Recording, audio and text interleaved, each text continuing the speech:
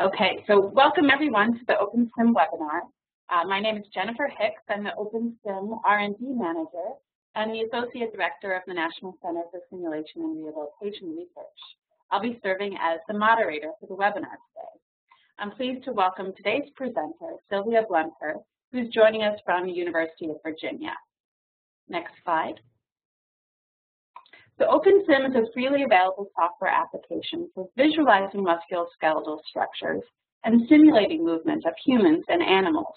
The application includes tools for general purpose inverse dynamics, optimization to find muscle and joint forces, methods to create simulations, and then tools to analyze and visualize the results of those simulations. So the first goal of this webinar series is to showcase cutting-edge research that is being performed with OpenSim. OpenSim is also a growing and geographically diverse community of users. So the second goal of our webinar series is to provide a platform for the OpenSim community to communicate and collaborate. Next slide. Before we get started, I have a few reminders about the webinar format. We'll address questions at the end of the presentation using the Q&A panel in your WebEx controls. If you need any additional technical help during the webinar, you can consult the guide on our website. Now I'd like to introduce our speaker. Silvia Blemker is an Associate Professor of Biomedical Engineering at the University of Virginia. At UVA, she leads the Multi-Scale Muscle Mechanics Lab, or the M3 Lab. Their group integrates a variety of computational and experimental techniques to study muscle form, function, and biology. They're applying these findings to a variety of areas, for example, improving the treatment of musculoskeletal impairments and understanding the mechanisms that underlie skeletal muscle injury. Silvia is going to bring a new perspective to our webinar series, discussing how and when to use three-dimensional muscle models and some of the ways that 3D muscle modeling and the 1D path-based muscle models in OpenSim can complement each other. So with that, I'll let you take it away, Silvia.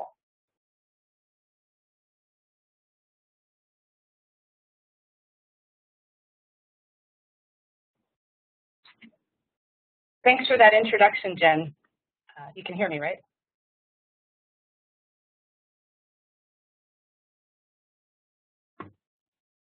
Thanks for that introduction, Jen. So I'm really excited to be here to talk about the research that my students and collaborators and I have been doing for a long time.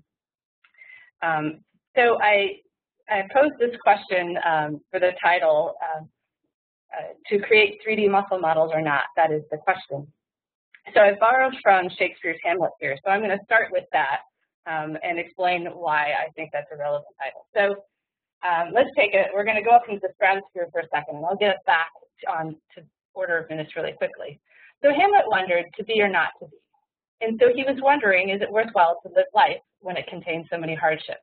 So so we could wonder a similar question, to model or not to model. Is it worthwhile to create musculoskeletal simulations when they can be pretty hard to create? So Hamlet's answer to his question in the play was due to fear of death. And so Hamlet was a pretty pessimistic person, a really deep, complex personality, right? So perhaps he would answer our question with, he would say, due to fear of experiment.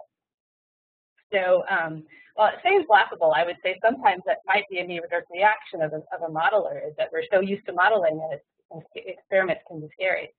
But so let's think of alternative answers. So I'm a positive person, and so I would offer an alternative answer to Hamlet's question. To live out our purpose of having an impact in the world would be something, or something along those lines, where now the alternative similar answer to model or not to model would be to maximize the impact of our biomechanics research, and really thinking about what can we do with a model that we can't do experiments, and how is that going to ultimately maximize the impact of our work. So this is up in the stratosphere, but I think it's really important to oftentimes revisit these ideas as we perform our day-to-day modeling work, because I think it does influence the path of our work and the decisions that we make in our modeling. All right, so let's dive into a little bit now what musculoskeletal simulations can do. So if you think about our knowledge of the musculoskeletal system in terms of all the biological complexities and mechanics and all this kind of stuff, we actually know pretty little, right? What musculoskeletal models do is kind of, we pretend that we know everything. We pretend that we can bring together all the experiments that have been done on the musculoskeletal system, put them into a model, and now we know everything. So now we can really figure out how things work. So that's pretty neat. And in doing that, we can really start to dive and really understand the fundamentals of how the musculoskeletal system behaves, what influences it, by doing things like explaining an experimental finding that might be head scratching. And in doing that, we're really uncovering cause and effect relationships between things like how which muscles are functioning in which particular movement, and how the form of that muscle influences its ultimate function. We can do what-if scenarios that allow us to simulate treatments and look at the effects of them, really understand and predict how we should be doing those experiments or those treatments. And then we can estimate quantities that are not measurable. And then we can determine congruency between experiments. So in the last Open Sim webinar, Wendy Murray gave some great examples of the power of doing that, of taking a model and trying to make it fit multiple different types of data and what you learn from that activity. It's really, really powerful. And I'd say that if you look broadly in the world of modeling and in the context of biology, that's really how many other types of arenas in modeling work. They integrate lots of biological data and see which models, which experiments really hold up. Because as we all know, there's some good experiments out there and there's some bad experiments out there. So we can do all of the things, and these are really cool. They keep us interested and motivated each day. But ultimately, we still need to come back and converge all of these activities to generating insights that lead to what I call unforeseen hypotheses that inform new experiments and our treatment approaches. So we should all be striving towards ultimately generating insight from our models, and really what I would say improving, ultimately expanding our understanding of the musculoskeletal system. And I'll comment here that I would say when you're operating out here, these are the true success stories. These are when the modeling skeptics can be really proven wrong. Over here, it's great. You know, we're gaining insights and we're doing really interesting work. But if when push comes to shove, if a hypothesis that we've generated from a model or a suggested treatment actually works on a person, you can't really argue with that because it's made a difference. So as a field, I think we should all be thinking about how to come up with more and more success stories like this, because it's going to help us all. Okay, so we're motivated to create musculoskeletal simulations. And in my lab, my students and I are really interested in how to model muscle and what you can do with muscle models. So, and all musculoskeletal simulations rely on representations of muscle. So here we've zoomed in on the calf and looking at the two gastrocnemius muscles and the soleus muscle underneath. And so we can models represent the path geometry of each of these muscles from origin to insertion. And then in order to capture the underlying architecture of the muscle, that is the arrangement of the muscle fibers and how they influence and how they culminate to generating force in the muscle. You can do things like to take measurements from muscles, a cadaver, or even in vivo. There's a lot of in vivo ways to do these sorts of things now, where you can capture things like the length of the muscle fibers, the length of tendons, the pennation angle, the volume and cross-sectional area of a muscle, and take those parameters and kind of whittle them down into a somewhat simplified but representative model of the muscle that captures the pennation angle, the length of the fibers, and the tendons and the aponeurosis. And based on that conceptual model, you can create a mathematical set of springs and contractile elements that you can use to predict the force of a given muscle. So in many ways, this is a really beautiful example of how to take really complex biological information and dwindle it down and really slice and dice it down to some very few key parameters. I would say this proposed model has had one of the biggest impacts on our field because it's enabled us to model any muscle, any of the, over 600 muscles in the body, you could say, with only a few parameters. You just need a few of these, and you can get a reasonable prediction of the muscle's force-generating properties, and that's pretty neat. So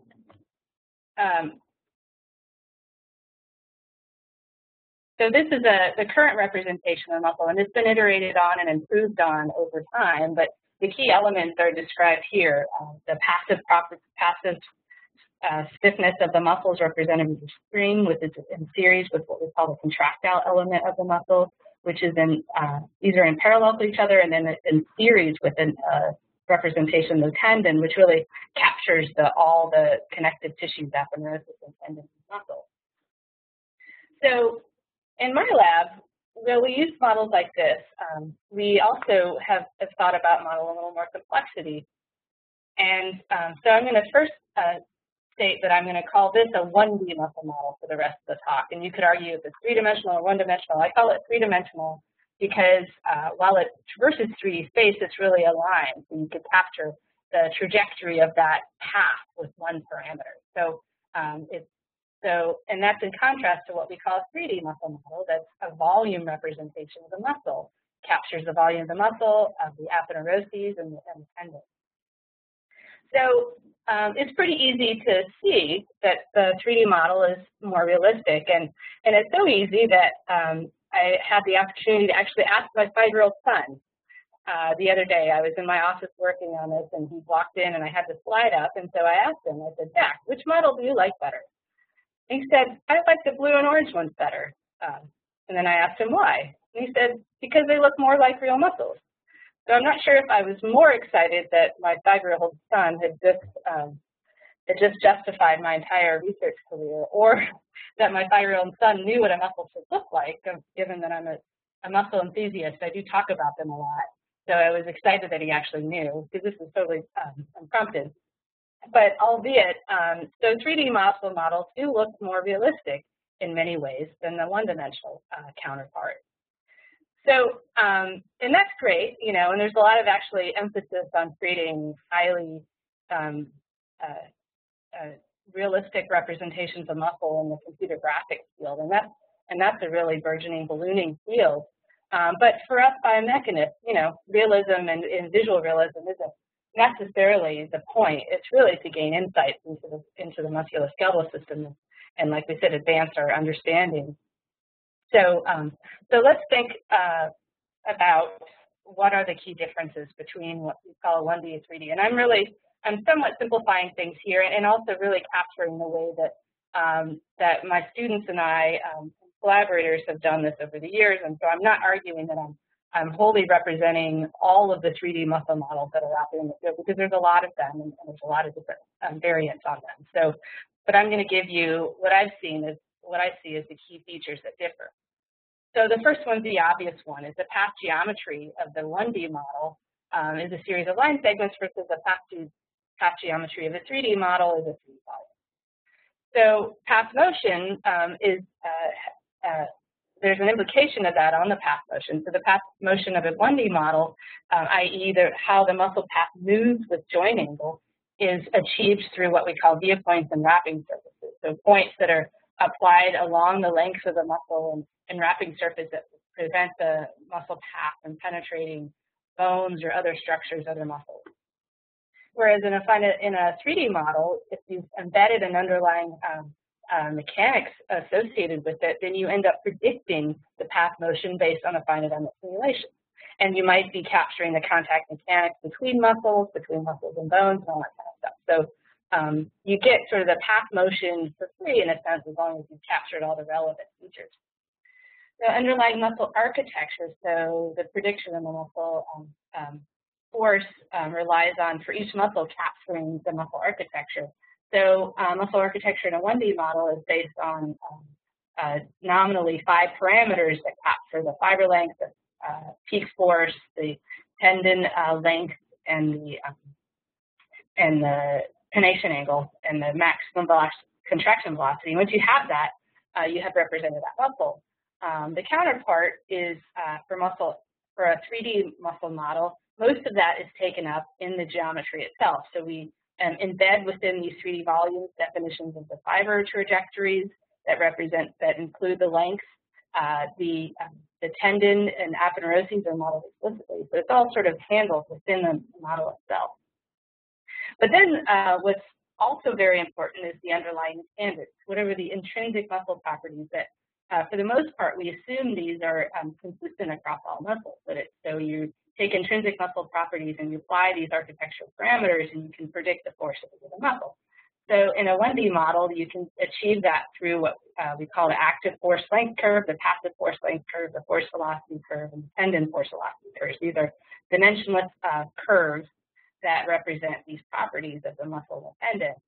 Whereas in a finite or in a 3D model, your intrinsic muscle properties transform from a set of 2D curves to a three-dimensional constitutive law that really draws from continuum mechanics and computational mechanics. Because the mechanics of muscle, once you dive into that detail, is pretty complicated. Nonlinear, it's not isotropic, transversely, or it's either transversely isotropic or maybe not even transversely isotropic. It's completely anisotropic. It's active. So it's got a lot of complexity. And so there's actually a lot of the emphasis in the 3D muscle modeling world is how to get this right, or what to do here, and what features of the mechanics to represent. So I'm not going to go into the details of this because that would take a long time, and I wanted to focus on more how 3D models and 1D models relate, and also provide some examples of insights you can gain from 3D models. So I'm going to leave this for another potential talk, and I think there's going to be some really interesting sessions at World Congress next year in biomechanics in Boston, where we're going to be talking a lot about this. So if you're interested, there's a lot more opportunity. All right, so there's these 4 key differences. The inputs, I would say, are somewhat similar. So assuming that, if you're using the 1D model in the context of a dynamic simulation of movement, the simulation itself, whether you're using computed muscle control to identify the muscle excitation patterns that give rise to a movement, or using some of the optimal control strategies, the output of that is a set of muscle activations over time, and then and you also get a set of joint angles and angular velocities over time. And those two, if you think about how they determine how a muscle force is predicted, those are the things that go into this model. So same things with the 3D and the 1D. But then what you get out is quite different. So the commonalities are things like muscle force, joint movement, muscle tendon, like sort of holistic properties of the muscle. What's distinct between the output from a 3D and a 1D model would be the fact that 3D models provide distributions of things. So for example, for a 1D model, you'll get one fiber length as a function of time, one muscle tendon, for each path, you'll get one fiber length, one muscle tendon momentum, and one strain measurement of the tendon as a function of time.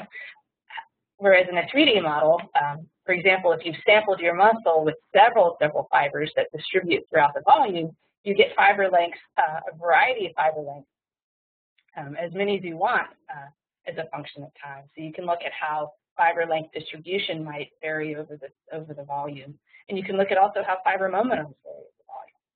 And you can also look even more a little bit smaller scale and look at within fibers and within the tissue, how the tissue strains and stress is distributed, whether it be in the muscle tissue, the tendon tissue, or the aponeurosis tissue. And you can get that spatially, i.e. a function of X, Y, and Z and time. So you do get a lot more information from the 3D model as compared to the 1D. So in my perspective, there'd be 3 possible reasons why you might consider using a 3D model. Well, first, you might be concerned that the 1D model does not accurately predict a particular quantity due to a particular simplification of your model. So if you think that because you haven't represented the architecture in depth, or something about the aponeurosis of the tendon, you might be concerned with something like how the fibers move as a function of time and the force. So you might be concerned with that. So we've explored that in different ways. We've looked at how broad attachments influence the deformation and path geometry that you predict, and how do you go about going from a set of a muscle with broad attachments to a set of line segments. So you might break this up into multiple line segments. How do you do that? You also, muscles that have complex fiber arrangements, like here, Jeff Webb created a model of the shoulder and looked at how this broad attachment and complex arrangement of the deltoid might influence the kinematics of fibers, how you do that, or even for some muscles that have complex wrapping pads, like the iliopsoas, it might be important to start thinking about how do you best represent that mechanics, and that will affect the moment arms that you predict. So these are all things that you can do.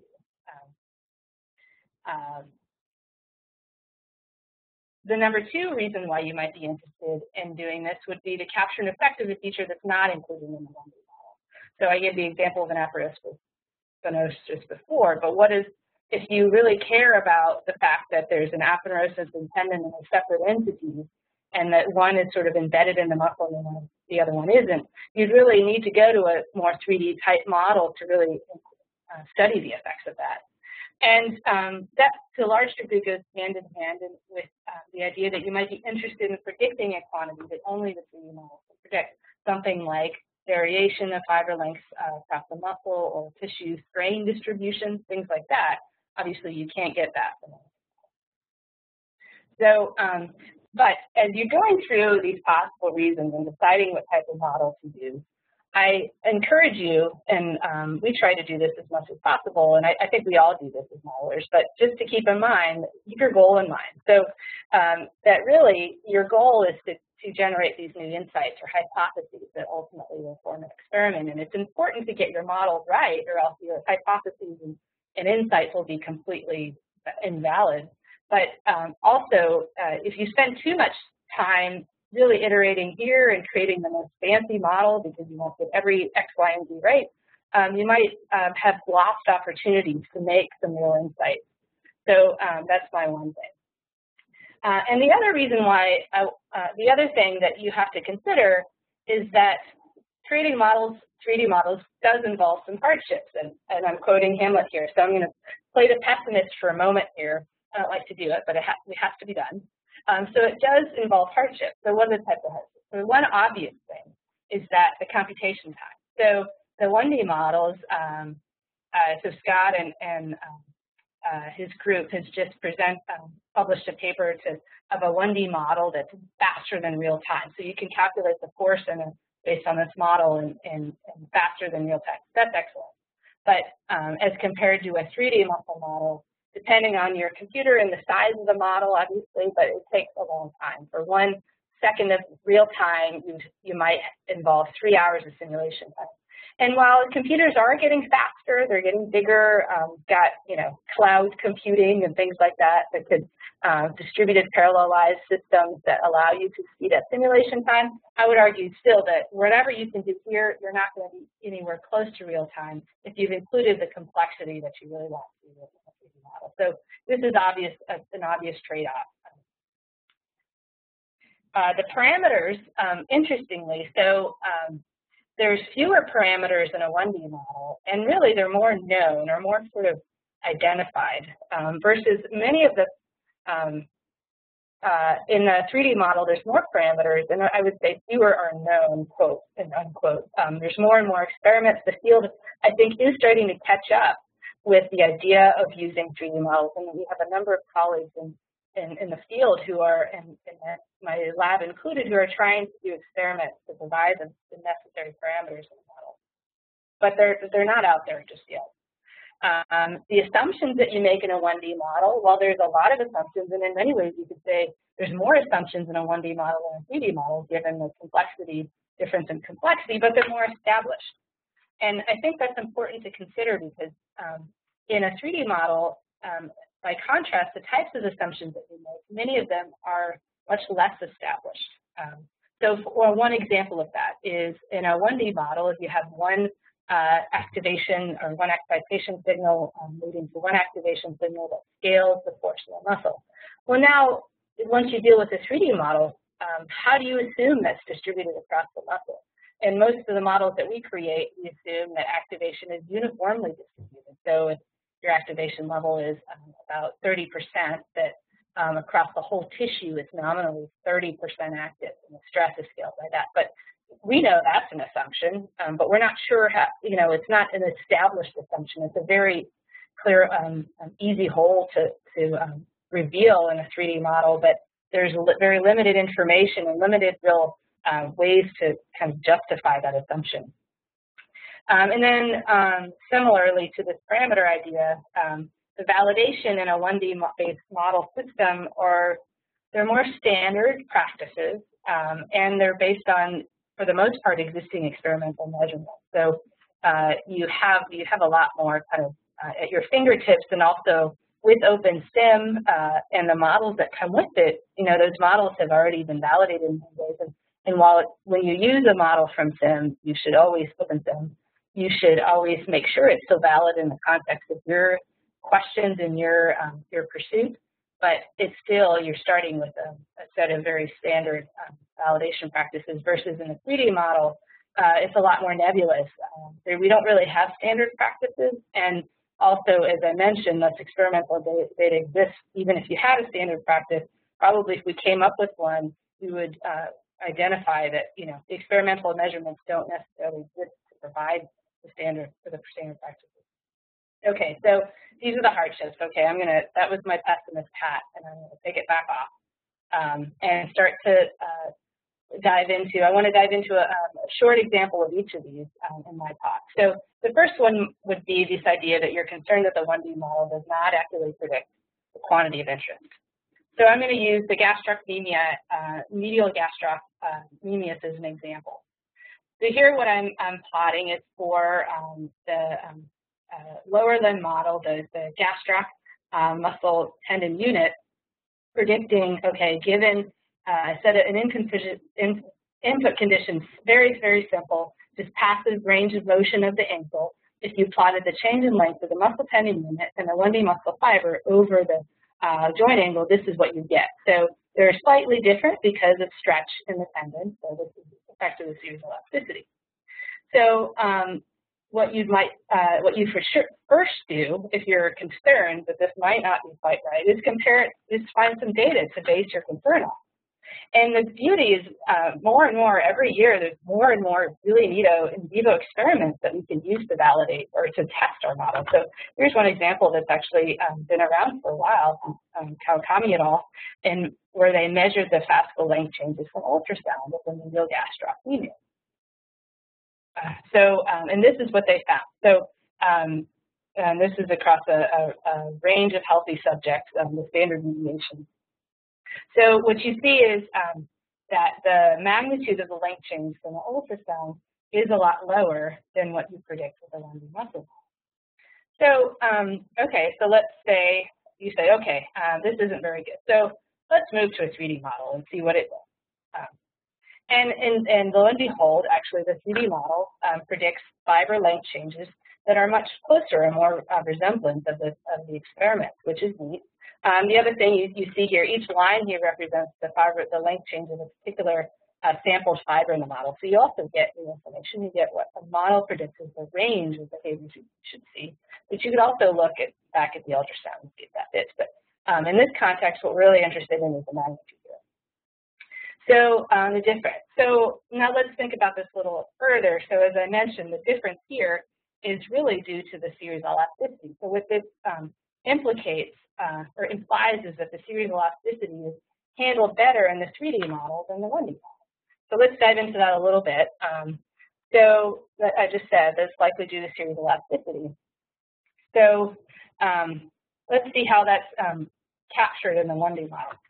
So 1D model assumes all tendon is in series. So and as you can see, from the anatomy pictures in this model, that this part is the aponeurosis, which isn't completely in series with all the muscle fibers, right? It's essentially in parallel with them. But then you have the external tendon.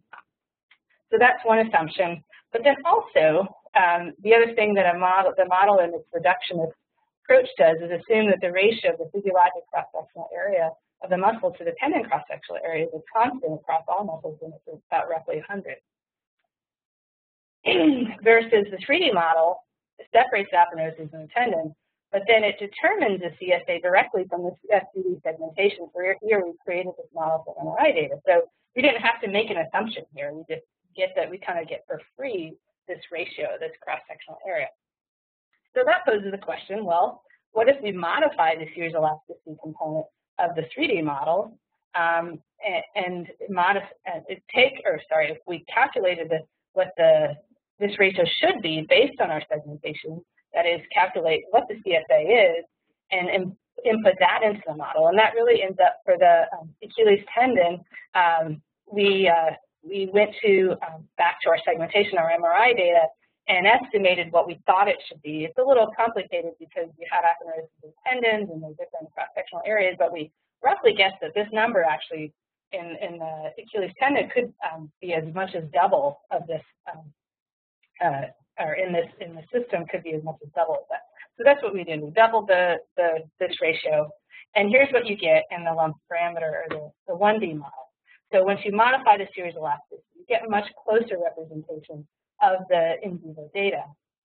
So what I would take away from this is, if you're concerned about the validity of the model, you don't need to jump to the 3D model. I mean, we did that because that's what we do in my lab.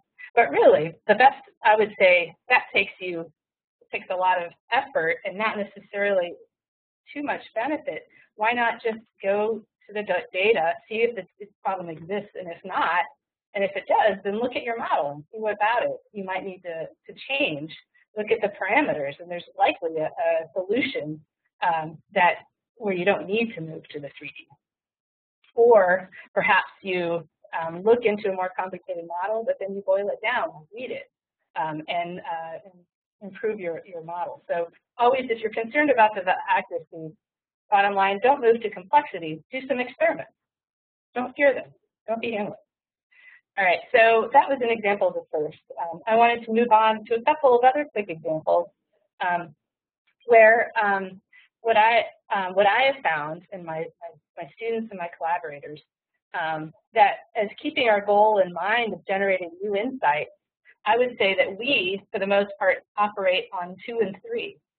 That we find that these exploring in this arena does give us really exciting new opportunities for novel insights, potentially high-impact insights. And I want to give you an example of where we were interested in quantity that only a 3D model could predict, and we wanted to capture the effects of the feature that only a model. So the example I wanted to explore is hamstring strain injury. So if you talk to a sprinter, one of their biggest fears is injuring their hamstring during a season. That they're out for a season, they might be out for the long term. So and they're really common also. So it turns out that if you injure the hamstring, you're most likely to injure the biceps femoris long muscle, and you're also most likely to injure it near the proximal muscle tendon junction of the muscle. And while sort of the etiologist is pretty well established that these are factors, that the underlying mechanisms for those hadn't been very well established at all, really understood. And so we were interested in questions like, are injuries localized in this region due to high localized strains? Like, if you were to be able to predict or measure the strains within the muscle, is that where they get injured?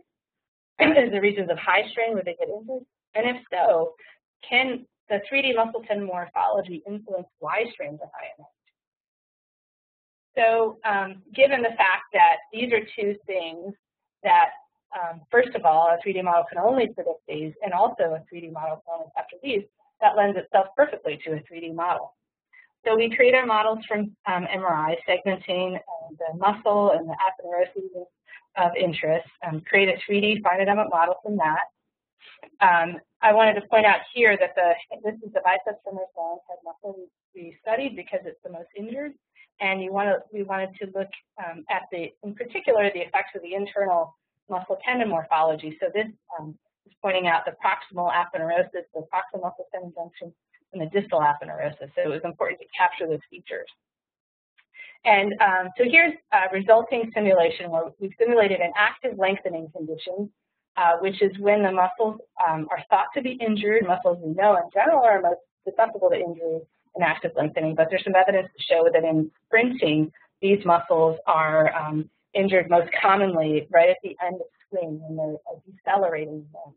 So under active lengthening, and so what you get from this, if we're plotting a long fiber stretch, would be if you looked within the tissue, it's stretched along in the primary direction of the fibers.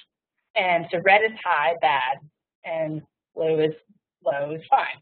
So here, what we see is high localized strain near this proximal athenerosis, that is, near the proximal syntagmal junction, which is exactly where the muscle is injured.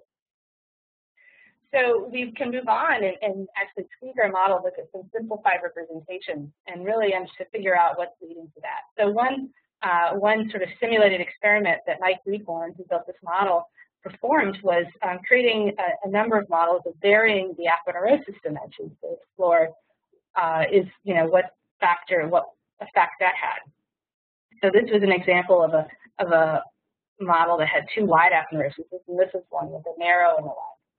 And then as you predict the strain distributions, what you hopefully you'll immediately see is the strains are high and localized in this along this narrow proximal athenerosis in this version of the model, where the dimensions were based on that kind of complex 3D version of the biceps and the So this sort of represents the biceps versus this. You don't get nearly the high localized strains. It's much more diffuse throughout the muscle.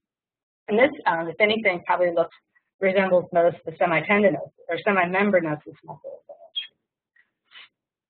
So what we predict from this is that this narrow athenerosis, rope-like thing, is really, it puts this muscle at risk for injury. So in our lab, we make use of a lot of experiments to try to complement our model efforts, and one of them is called semi-dense MRI, which is displacement encoded with stimulated echoes.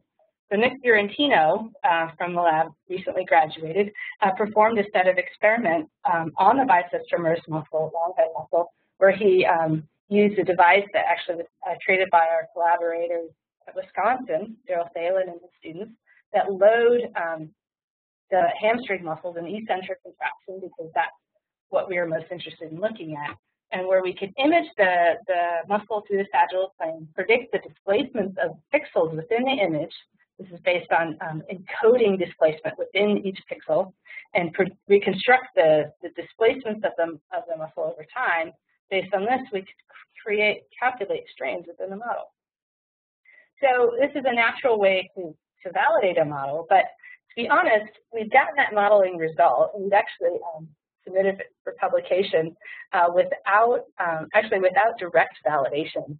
And interestingly, that was one of the easiest review processes we've had. So it was a model without necessarily direct validation. But I think the reason why it was well received, because there was a really new insight there, because we actually came up with a hypothetical or hypothesis for what led to the strain pattern that hadn't been explored before, hadn't even been identified before. So I think that it's an example of how if you have the insight, that's really the ultimate litmus test of a valuable model contribution.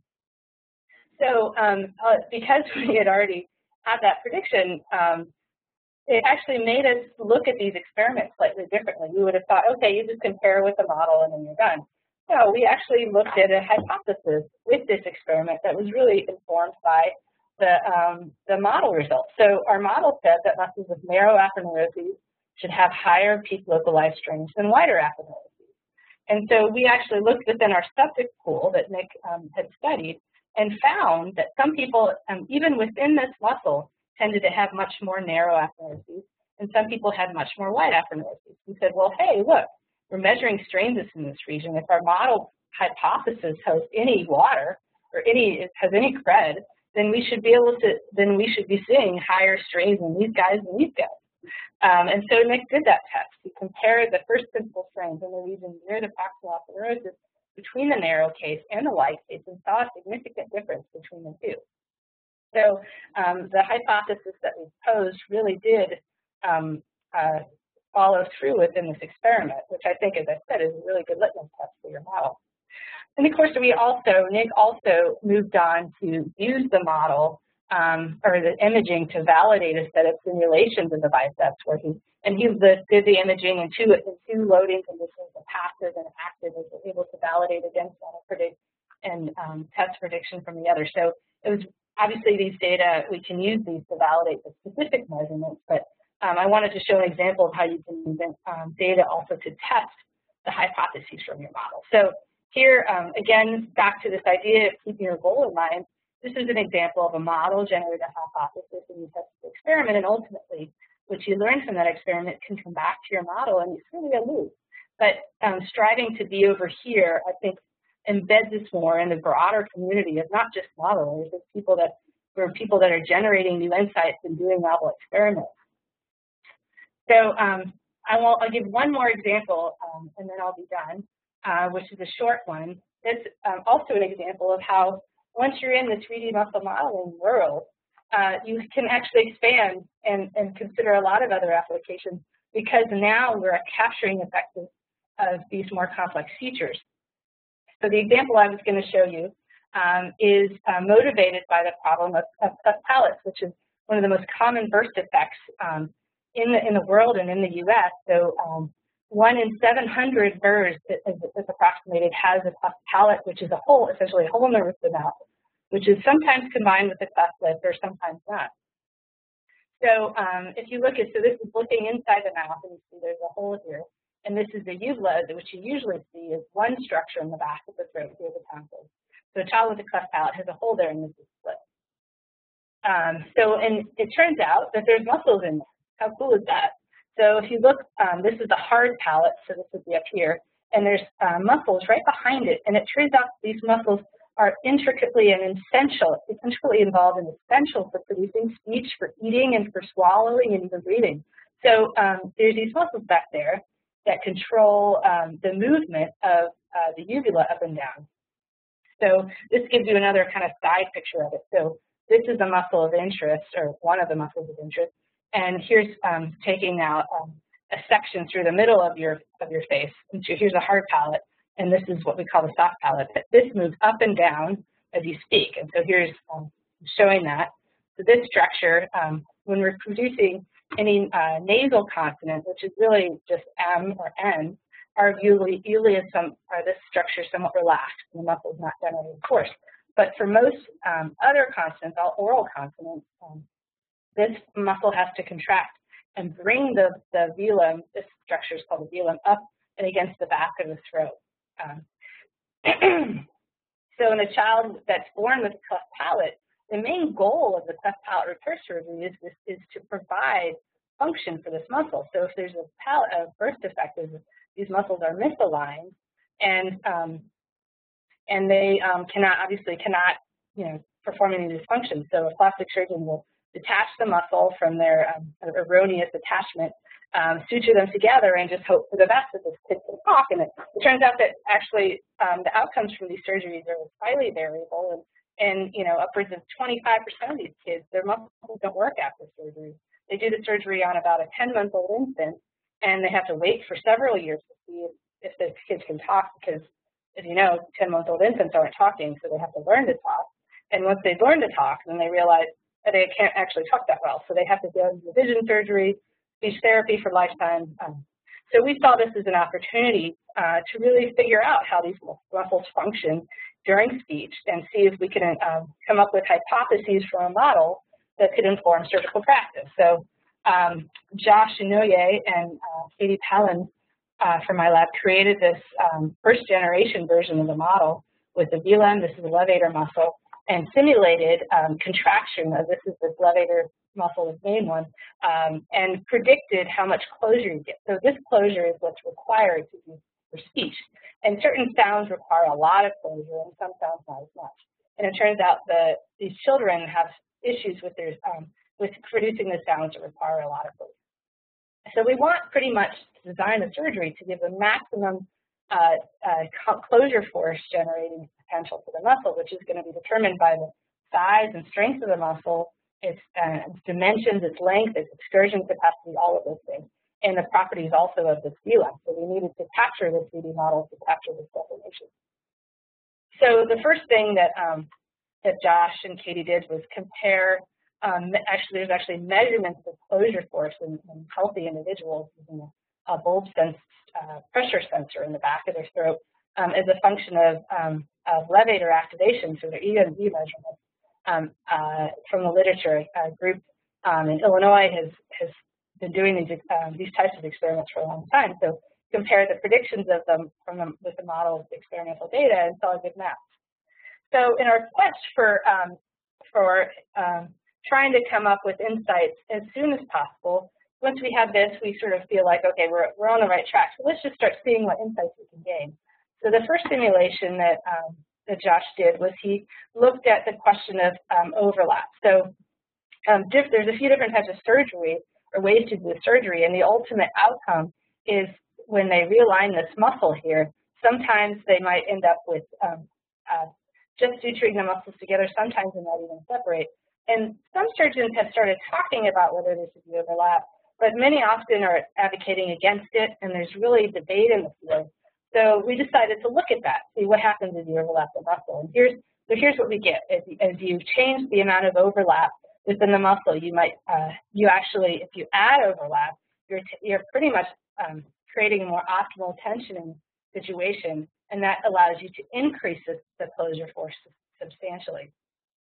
So, sort of serendipitously, in the last conference we went to for the surgeons that perform cleft palate repair surgery, there's actually one particular surgeon who's already actually thinking of how to do this overlap. And it's tricky because they have to dissect this muscle separately, and a lot of it's definitely not the easiest thing to do, but our simulations are demonstrating that there actually might be great potential. So we're already even starting to think about how we can, how these hypotheses could be tested in a clinical setting. So that was, again, an example of this model hypothesis. And, this is preliminary, so we obviously don't have a suggested specific treatment yet or a test, but ultimately that's our goal here, is to have our hypothesis really inform a treatment.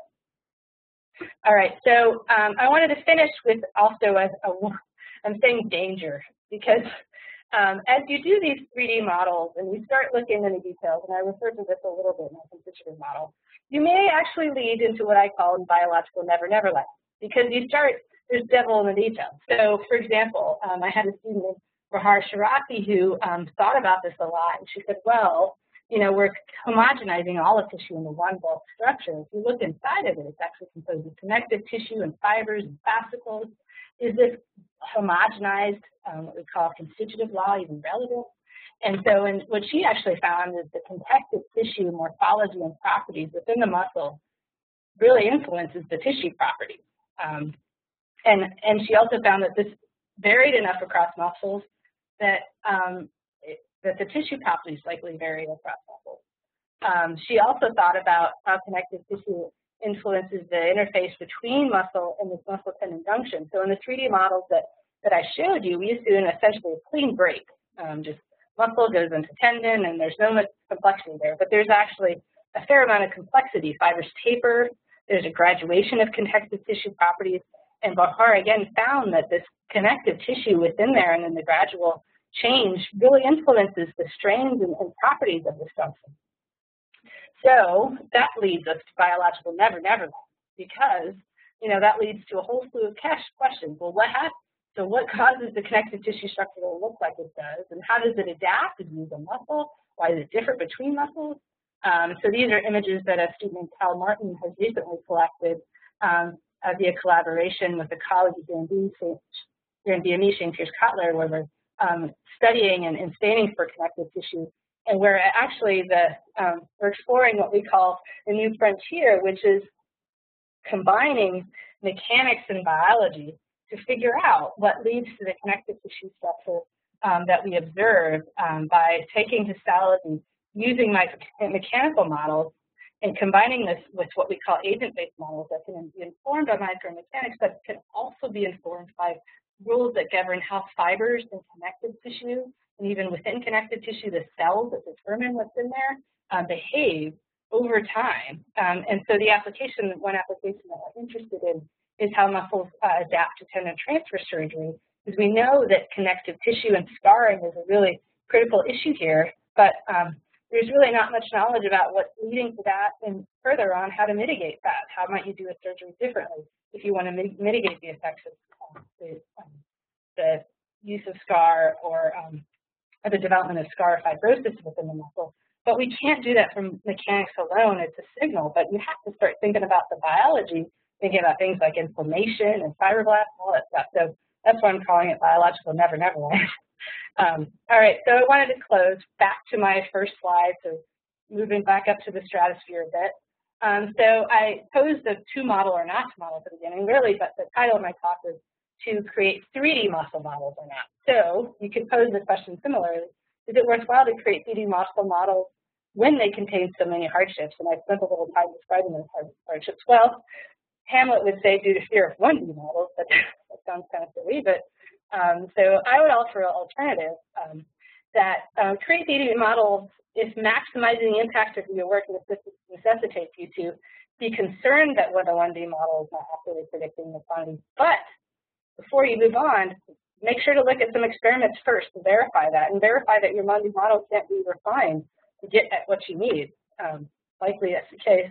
If you want to capture the effect of a feature not included in a 1D model, or predict a quantity that only a 3D model predicts. But ultimately, you know, we're all striving to generate these insights that will hopefully suggest new experiments that will, you know, all of us are just enjoy when a pure experimentalist is actually surprised and compelled by a modeling result of a hypothesis that we generate. Like that's, you know, sometimes, you know, really the golden age. But also, and similarly, that if we can have insights that ultimately lead to suggested new treatments, and if we can see those suggestions actually put to the test, like let's say, those are, again, the success stories that we're striving for. So I'd like to close by re-acknowledging the several students and postdocs and collaborators that really actually do all of the work that I was describing. Mike Rehorn, I'm going to say this particular students who presented a lot of their results: Mike Rehorn, Nick Fiorentino, Bahar Sharafi, Josh Inode, Katie Pellin, Kyle Martin. Elisa Schrank was actually an undergraduate thesis student that created that gas cell model. Our collaborators are at UVA and elsewhere, and as well as our funding sources. Thank you.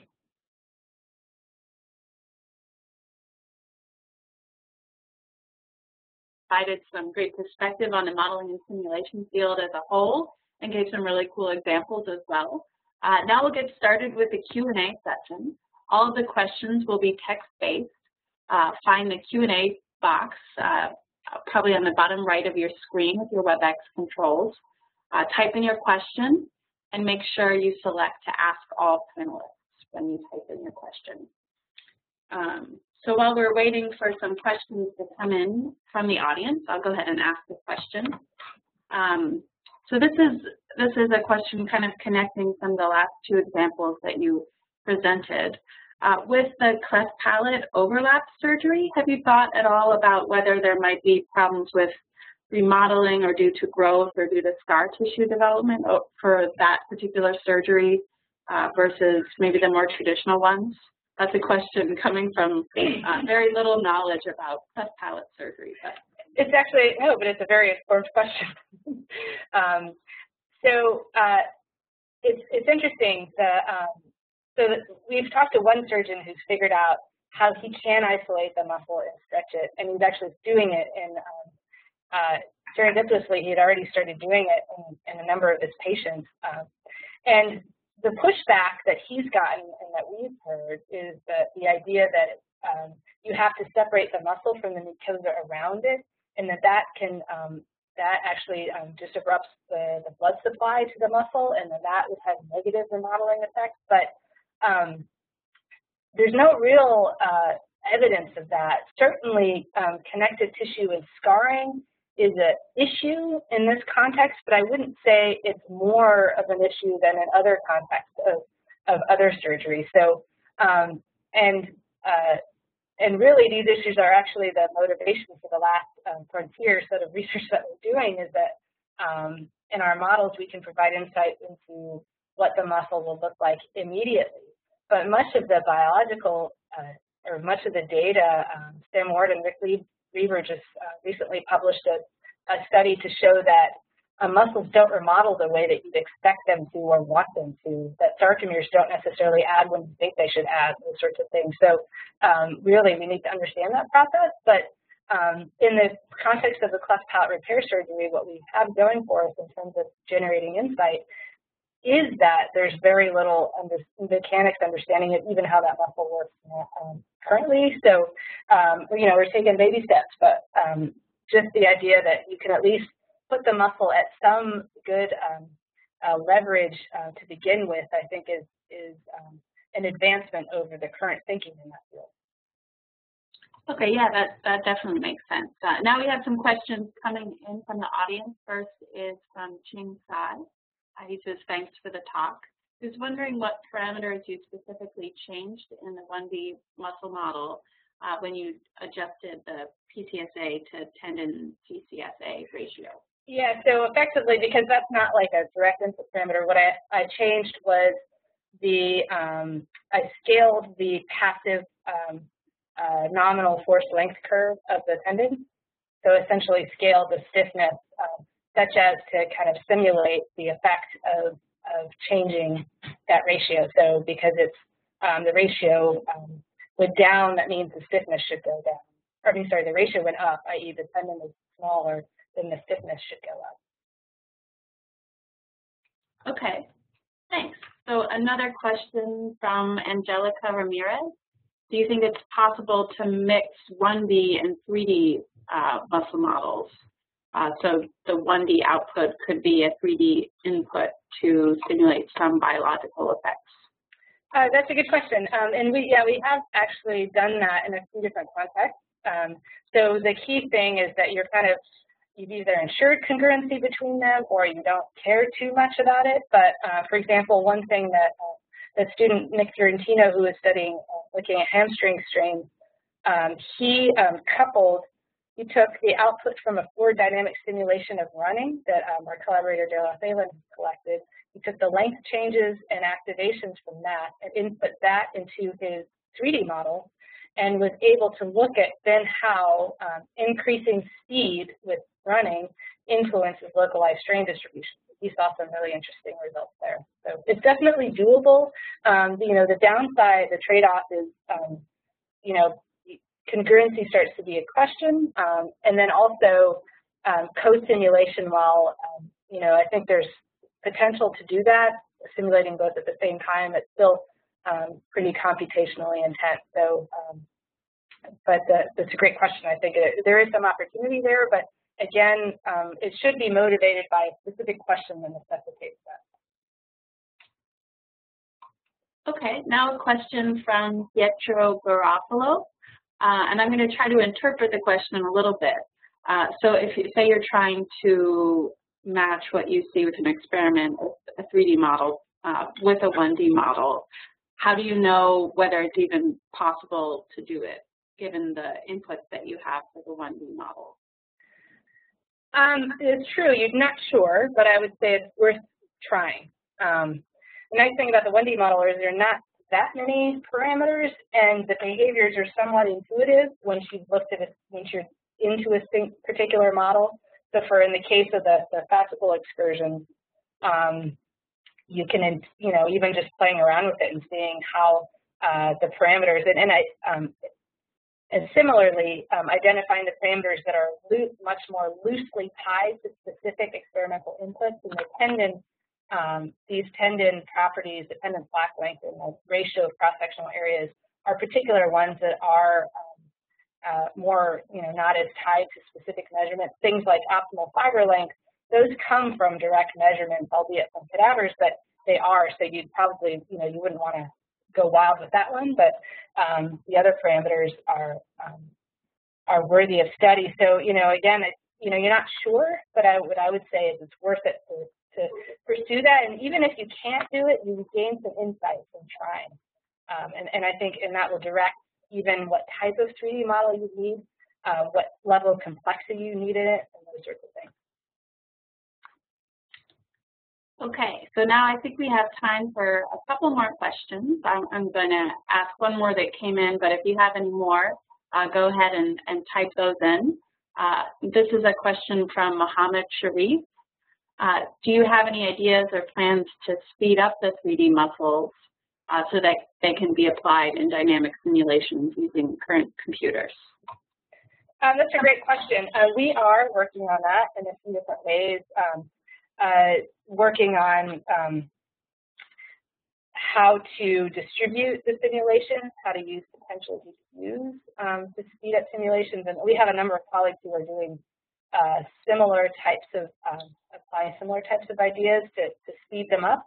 I guess the question is how, I mean, ultimately, if you're going to do a co-simulation, it comes down to what you're doing with it. Because if your goal is to, if you want to use it in the context of, you know, computed muscle control, and you need to be evaluating a muscle force, you know, thousands of times perhaps per time step, it's still going to be relatively prohibitive. But if you have a simulation and you're okay with kind of letting it go for a while, I think it's possible. You know, the one thing that I'll mention is that you know, I think so when I mentioned the list of issues, I guess, or challenges with 3D models, the first one was simulation time, but there were a number of other ones, and one of those is the validation of them. While you would expect maybe that they're just straight up valid, the truth is that because you have to model the muscle in different ways, in particular the constitutive model, there could be areas where the 3D model may not be as accurate as the 1D model if you don't have the necessary data or you haven't validated it appropriately. So I guess that's my word of caution, or in terms of whether it be doing it or even thinking of doing it, is realize that there's a fair amount of devil in the details about validating all elements of a 3D model in the context of using it in a 3D, in a dynamic simulation of movement. It's not just a plug and play. You know, there's some work to be done there. Okay, I'll go ahead and I'll ask one last question related to the hamstring study. I was wondering if there are any, so it sounds like the narrow aponeurosis would increase your injury risk. Are there any benefits to having the narrow aponeurosis? Yeah, you know, that's it's a good question, and I don't think so. I actually asked a anthropologist that just a few days ago because I was curious, like, why would it look like? And his answer is no reason. It's just, you know, not all adaptations are good. So it might be a result of the fact that in becoming biped, we had to elongate our hamstrings, and this just happened to be how it happened. So it was all that satisfying to me, but that was his answer. Okay. All right. Well, I guess one more quick question, since it's related to the question previous, back to the 1D versus 3D. Could you incorporate this is from Neil Rath, could you incorporate 1D muscle modeling and have a specific muscle modeled in 3D? So, for example, while looking at the soleus muscle in 3D, incorporate a 1D interaction from the tibialis anterior muscle. Yeah, definitely. I would say if you were going to go towards some kind of a co-simulation, that you should do that if you needed to capture all muscles. That you wouldn't, your first step wouldn't be to incorporate all 3D muscles. So it's definitely feasible. I mean, the first way to do it would be what Nick Fiorentino did was in our lab was even have the simulation with the 1D version of the soleus inform the boundary conditions of the 3D version. The soleus is a particularly interesting one because it's so complicated. So you could do you would probably want to do some tests of congruency between them and compare with ultrasound, those sorts of things to make sure that 1D and 3D are both in the right ballpark and they're congruent. But it's certainly something that could be done. Okay, great. I think that's all the time for questions that we have. Just have a few closing slides if you can move through those for me, Silvia. So OpenSim and this webinar series are supported by several grants from the NIH and the EU, including an NIH grant that funds our National Center for Simulation and Rehabilitation Research. We're also supported by the DARPA Warrior Web effort as well. I really want to thank you all for a great discussion. Information about the center, upcoming events, and other resources in the OpenSim community are available at our website. Please also complete the quick survey that will appear at the conclusion of the webinar. This will help us improve the webinar series and choose upcoming topics. So thank you again to Silvia. Thank you for all the great questions from the audience. And we hope you'll continue to stay involved with OpenSim.